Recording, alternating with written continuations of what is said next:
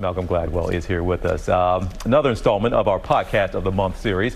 Needs no introduction. One of America's best-selling nonfiction writers with works like Outliers, The Tipping Point, and for the past few years, hosting a wildly successful podcast. It's called Revisionist History, where he takes listeners down memory lane, analyzing events from our history that have gone unnoticed and misunderstood. Everybody, please welcome Mr. Malcolm Gladwell with that.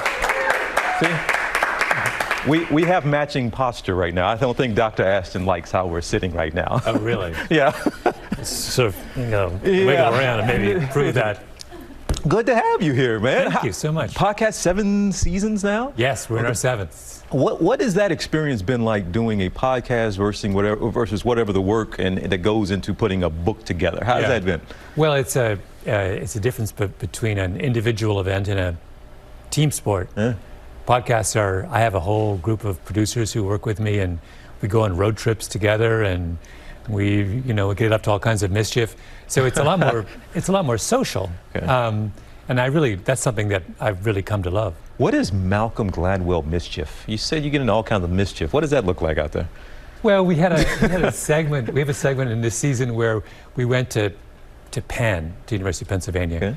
And we talked to we did an experiment on a class of seniors, and we had them, it was this incredibly complicated thing where we asked them to guess what the experiment was before we did the experiment. Okay. And that took up like an hour of them trying to, we had them all wear these big numbers on their chest, and you had to figure out what the number meant. It was hilarious, that kind of stuff. Okay. Yeah. What do you hope to get at, or why go that route of experiments? You kind of talked about one there, but what type of experiments, and why is that the way to get at some of these topics?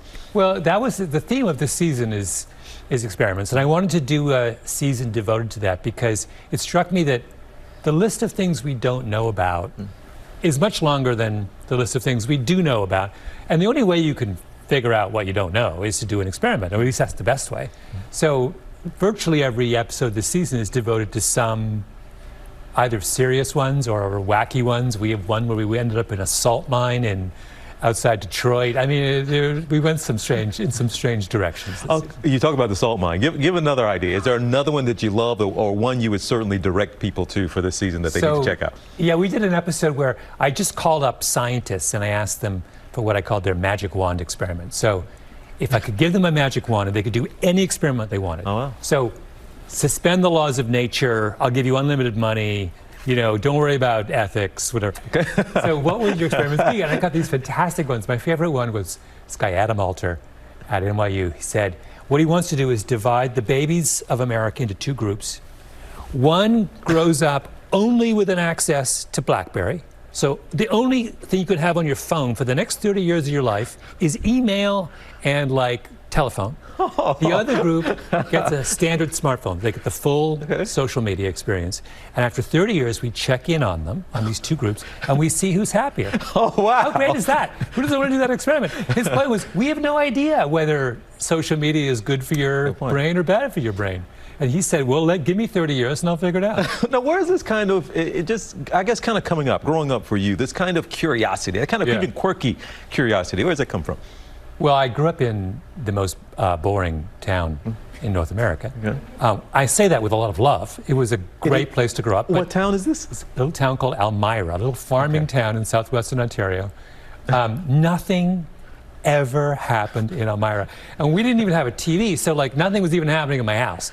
So, when you grow up in that kind of deprivation, you quickly become curious. So I was very interested in what was going on. And my dad used to take me to Toronto, which is the big town, to go to the museums. And I didn't even want to go into the museum. I just wanted to sit on the steps of the museum and watch the cars go by. It's this was blowing my mind. So I was very curious. I love it. All right. Well, we want everybody to know they can check out Revisionist History. It's available everywhere that you can listen to your podcast. Malcolm, it is an absolute pleasure to have you here. You have fans, of course, the world over, but plenty of them are right here in this studio. So thank you so much for being here. Dr. Ashton, the posture, how's he doing? Good. Is he really? Really good. Yeah, we're working on it. Well, hey there, GMA fans. Robin Roberts here. Thanks for checking out our YouTube channel. Lots of great stuff here. So go on, click the subscribe button right over here to get more of awesome videos and content from GMA every day, anytime. We thank you for watching and we'll see you in the morning on GMA.